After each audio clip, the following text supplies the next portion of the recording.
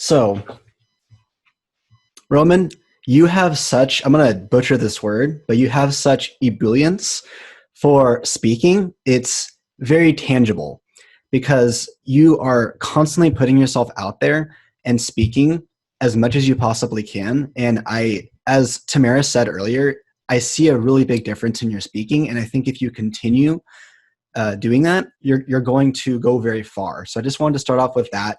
A very great job for continuing to speak and just whenever you have the opportunity to do so and practice.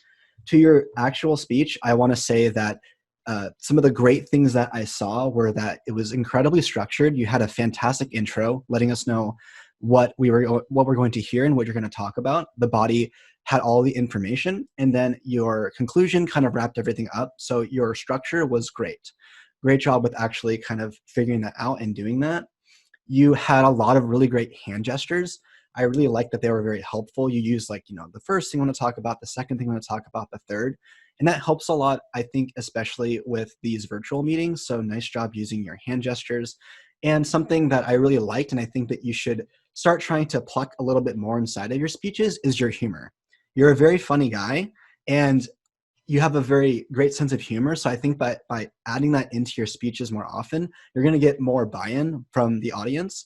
And so I would recommend that you continue doing that because it was great. I loved hearing some of your humor and the laughing that was going on from all of us, even though we were muted. So your speech was about communication styles, and I think that I'm going to kind of talk a bit about communication styles with my evaluation. You say that you are a direct communication style and analytical. And I think that I myself am as well. And I think that one thing that would help would be some sort of visual to help with all the content. Because yes, you're analytical and you're able to talk about the content, but a lot of times our listeners are not analytical. So it would help to have some sort of visual, maybe a PowerPoint, or maybe even just really pushing in the points to make it a bit more simplistic, because there were a couple of times where I got a little lost in your body.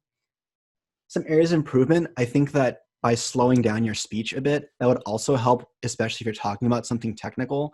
Sometimes, and I do this all the time, I think I'm doing a little bit right now, but by talking too fast, it makes it really difficult to kind of catch the concept. So I think just overall slowing down your speech might help as well. And it takes conscious effort to just slow down your speech so that you can talk a bit slower. So that's my big suggestion.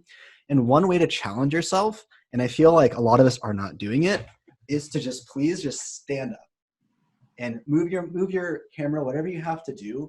But I feel a lot of us are just getting stuck in our chair when it comes to these virtual meetings. And I think by standing up, you're going to feel more comfortable with slowing down your speech, using more hand gestures, kind of emphasizing points.